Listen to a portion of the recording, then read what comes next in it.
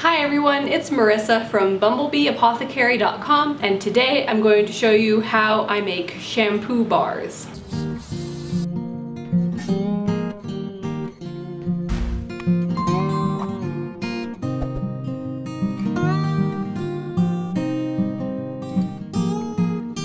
These are hands down my most favorite thing for an all-natural hair care routine. I'll link some other videos below where I share my whole hair care routine and how to get started using shampoo bars and all that good stuff. For now, let's jump into the recipe, and I'm going to show you how fun and easy it is to make your own shampoo bars at home. I'm going to start by weighing all of my ingredients. This recipe is by weight, and by the way, there is a printable version of this recipe over on my website, bumblebeeapothecary.com, and I will have a link to that below. There's the full written recipe and a printable recipe card over there. But first, let's start weighing everything. Everything is going to be in ounces. I'm going to start by weighing out my coconut oil.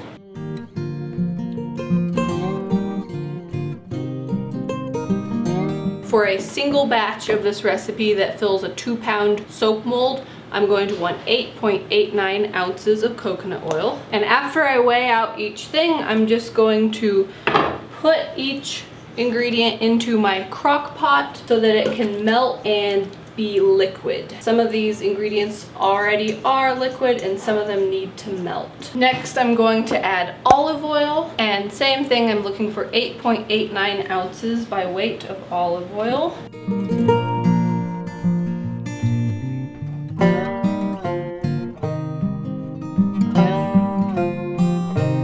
For the crock pot, either a low or a keep warm setting is usually good for melting these ingredients gently. You don't want it to be too hot right off the bat because we want it to come to a certain temperature once it's time to mix in the lye water, and we'll get to that in a second. Next, we're going to add my favorite secret ingredient for these shampoo bars, grass-fed tallow. These give the shampoo bars a hardness so that they won't melt away in the shower. They last so much longer, and it adds fantastic benefits to your hair. Conditioning benefits, it's really wonderful. So 8.89 ounces of that.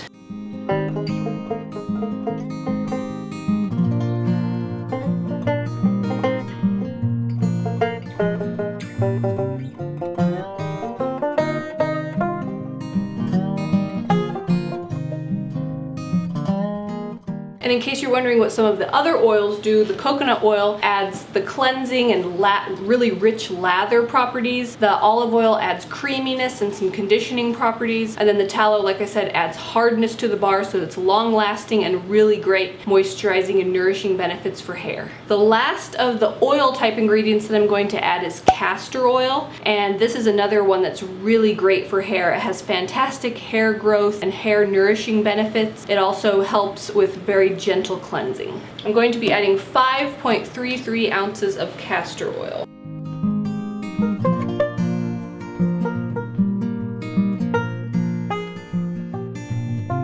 Now that I have all of those oils into my crock pot, I'm just going to let them melt so that they're all liquid. And then the next step is to make sure that the temperature of the oils reaches 100 degrees. You want the oil temperature and the lye water temperature to both be about 100 degrees when you combine the two. So what I'm going to be doing now is just stirring it and then checking the temperature periodically. Once everything is completely melted and it's reached 100 degrees, then I'm going to go on to the next step.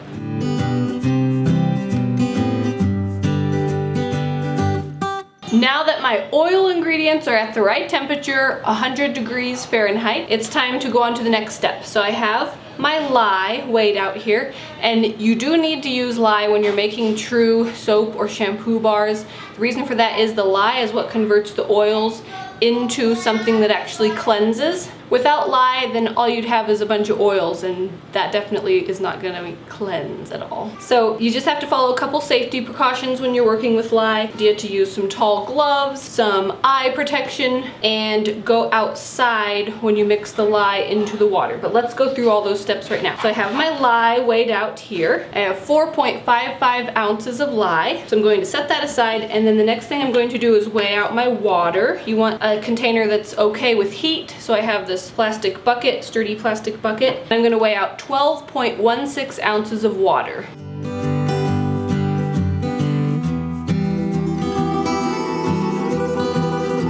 All right, so I'm going to put on my safety gear. I'm going to take the two separate things, the water and the lye. I'm going to take them outside. Now the order that you add the two things together is really important. You can remember it by the snow falling on the lake. So what that means is you're going to always pour the lye onto the water. You would never go the other way because that could create an explosion, but it's just fine if you pour the lye slowly and carefully into the water. So I'm going to go ahead and take the lye and the water outside to mix. So you'll see that when you pour the lye into the water, it gets very hot and it'll turn cloudy, and then as you keep mixing and stirring, it will turn to clear. So once it's all fully dissolved, you want to let the lye water sit outside for 10 minutes. After 10 minutes was up, I brought the lye water back inside, and it's time to combine that with the melted oils. So I'm going to carefully and slowly pour the lye water into the oils.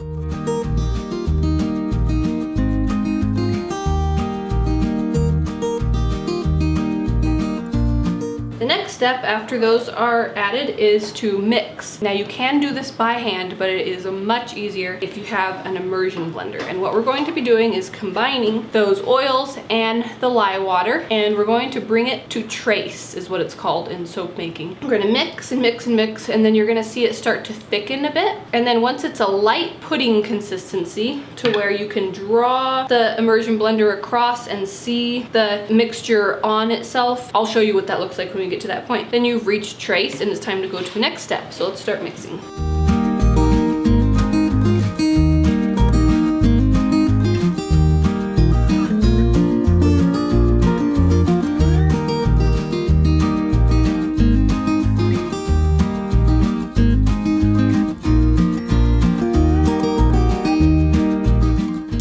Now, if you can see, when you pick it up and pour some of it back on itself, you can see it sitting on the surface. So this is trace. This is the right thickness that you want. And at this point, you can either add it to the molds as is, or you can add essential oils. I really like adding essential oils because it makes them smell nice and adds extra benefits for the hair and scalp. My favorite essential oil to add is peppermint. Other essential oils that are nice for hair are like rosemary and things like that. You could do a combination of peppermint and rosemary, or one or the other. My favorite is to use just peppermint. It has really nice scalp and hair benefits, and it gives a really nice smell and a nice cool tingle feel as you're washing your hair. So for this size recipe, I'm going to add 2 tablespoons.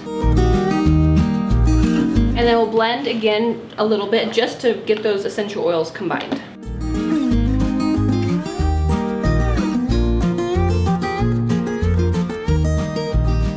All right, now that the essential oils are all combined into the mixture, it's time to pour it into the mold. So you have some options when it comes to molds. You can get the kind that are silicone, that have different cavities in there with molded shapes or little bar shapes. My favorite is to use these loaf molds and then slice them into bars with a ridged slicer. I like the ridges on the finished bars, and it's just nice and easy to be able to pour them into this type of mold since I'm making a bigger batch. The measurements that I'm giving you make one of these 2-pound molds, and I'm going to have all the ingredients and all the equipment, everything that you need to make this, linked in the description box below so you can easily find it and make these yourself. But I'm tripling this recipe. I always like to do that just so I have plenty on hand. I like to give them away as gifts and all that kind of stuff. Next, we're just going to carefully pour the mixture into the mold.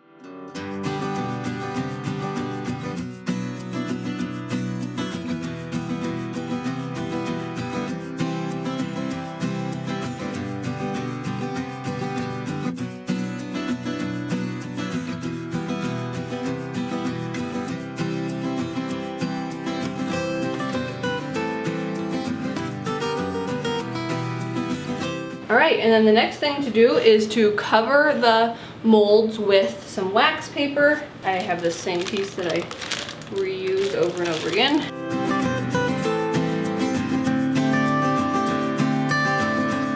And you can wrap them in a towel if you want them to cool slowly, or you can just leave them as is. It doesn't really matter. But what you're gonna wanna do next is leave them in the molds for 24 hours. And then after 24 hours, you're gonna pop them out and slice them into bars. And then after that, they're gonna cure. When it's time to slice the bars, I'm just gonna carefully take them out of their mold. So first I'll take the silicone part out of the wooden box and then carefully peel back the silicone mold. And then that leaves me with a nice loaf of shampoo. So then I'm gonna slice it into bars. I like to start by slicing it in half, and then each of those chunks into half, and then each of those pieces into half, so that each 2-pound mold gives me 8 bars. After this, I'm going to put them into a cardboard box and put them in a cool, dry place with plenty of airflow around the bars and let them cure for 4 to 6 weeks. 6 weeks is ideal, but they are ready to use after 4 weeks. You do want to make sure that you let that curing time happen, because that is allowing the lye to convert the oils into shampoo. If you were to use it too early, there could be some unconverted lye and that could burn. So just wait at least 4 weeks, and 6 weeks is ideal. I really hope that you enjoyed seeing how to make shampoo bars. Like I said, check out that description box for links to all of the equipment and ingredients that you need to be able to make these yourself. Also check out that description box for the link to the full written recipe and the printable recipe card. Also check out that description box for links to free ebooks and my free subscriber library, where all of my free ebooks are in one place. If you have any questions about this recipe, leave me a comment down below. If you like this video, give it a thumbs up, share it with anybody else who you think wants to see how to make shampoo bars. And if you're new to my channel, please hit that subscribe button. I get out 2 new videos every week on nourishing recipes and natural living. Thanks so much for watching. See you next time. Bye.